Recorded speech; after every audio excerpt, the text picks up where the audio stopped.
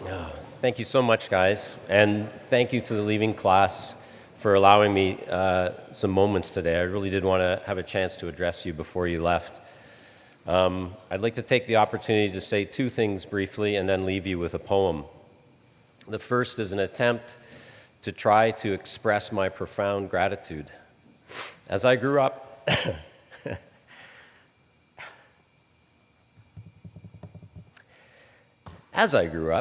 my mother often used to use the old adage, when the well is dry, we know the worth of water.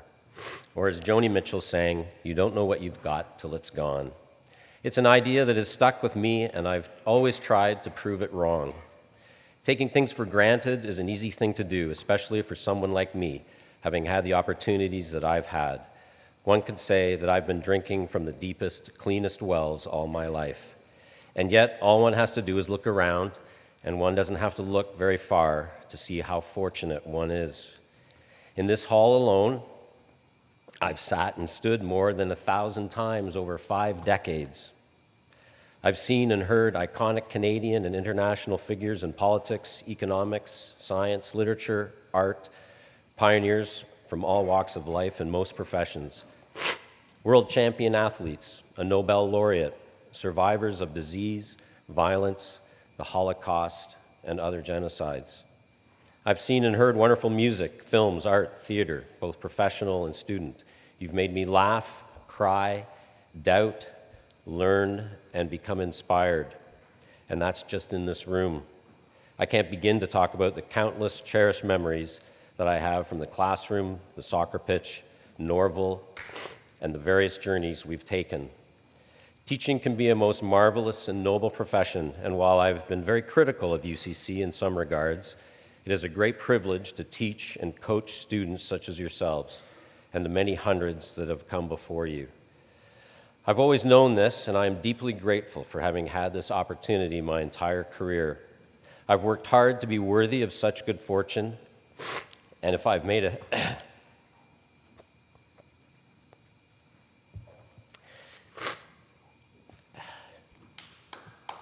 And if I've made a difference in your lives, then I can leave content, because you have certainly made a difference in mine.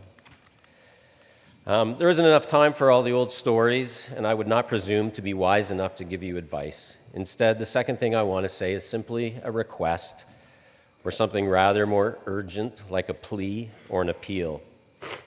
Please don't take these gifts for granted. By gifts, I mean your education and the opportunities it provides. I mean your good health, both physical and mental, the people around you, family, friends, even strangers, freedom of expression, the food you eat, the water you drink, the air you breathe, and perhaps, above all, this planet. Please listen to the many people far more knowledgeable and wiser than us here that have said that because of anthropogenic climate change, the next 10 to 15 years are going to be a crucial turning point in history. That while our survival is not in doubt, the nature of our survival is. That what we do in these 10 to 15 years will have enduring ramifications regarding the quality of life for the entire world and subsequent generations. You are young, yes, but we have seen recently what young people can accomplish. And even if you're not the next Greta Thunberg, you make choices and your actions do have consequences. For example, you are all consumers, and within this time frame, you will also all become voters. You leaving class members in particular will be in the thick of it in terms of your own decision-making and your influence on others. It's a terrible responsibility that will likely involve sacrifices, but it's also an exciting opportunity that could provide wonderful, life-changing benefits. It will likely demand nothing short of a sweeping paradigm shift, a fundamental change in the way in which we view the world and our place in it. So please, think carefully and critically, think deeply, think ethically, feel and care for this planet and all those with whom we share it. It's the only one. It's the only one we'll ever have. So please, don't let the well run dry. And so finally, a poem. I wrote this poem a few years ago when one of my closest and oldest friends died suddenly. Have the photo, please.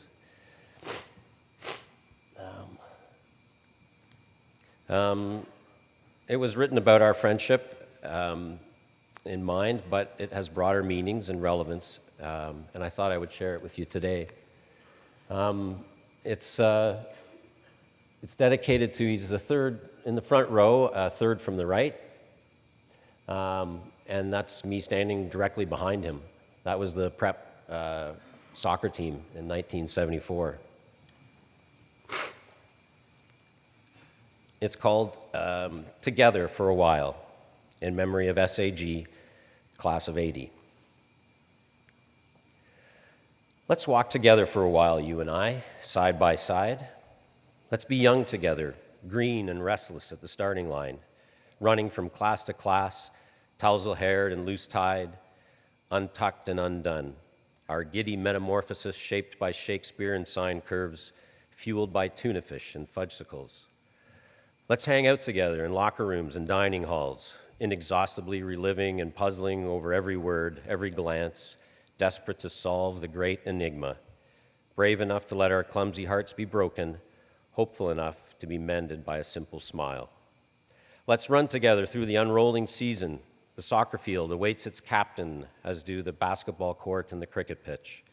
Let's celebrate together my well-intended pass and your well-struck goal. Savor the sweet smell of sweat and cut grass on our bloodied knees. The fragrance lingers even now. Let's put down the deepest roots together, grasping with full hands and thankful fingers this more than fertile soil gifted to us by others.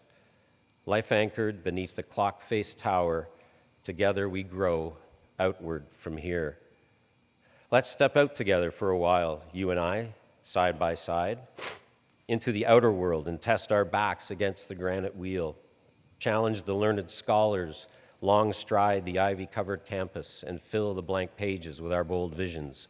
Hour the libraries and pubs with studious intent and mischievous schemes, and annex a year of bachelor's life. Let's sit together side by side on a wordless bench and share the silence of a gentle summer's eve, contemplate together the constellations above and the next steps below, sowing the stars with doubt, the streets with determination, as we part ways, following separate whispers, breaking free from our blessed cocoons, outgrown yet not forgotten. Let's walk apart from each other for a while, distant and lonely. Stretch the points of the compass and roll back the edges of the map. Find where the rainwaters gather and the winds diminish, and dig down new routes. Turn strangers into friends and far-off fields into home. Let's be good sons and brothers, and then good partners and fathers, attempting to scale the invisible and bridge the intangible. Let's disappoint and bruise and tear each other, and stubbornly lock horns, be imperfect and stumble and fall.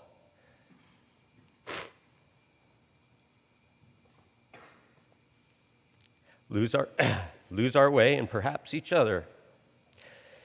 But let's call out to be found, reach out to be lifted, be ready to catch, ready to forgive, ready to heal, and ready to journey onwards. Let's cross paths on busy street corners and live life over lunches, over years. Sharing a table, there sits laughter, their gratitude, and their hope. Let's hike together for a while, you and I, side by side, the alpine meadow paths, uncaring of sunshine, exalted amidst waves of wildflowers and climbing cumulus. Let's stroll together the ancient lakeside labyrinth, Le Jardin de Cinq-Cents, seeing each other once more so far from home. Plunge into familiar waters and talk while we tread the waves of yesterdays, todays, and tomorrows. Now let's part ways again, one last time, knowing that we are still, you and I, side by side. Thank you.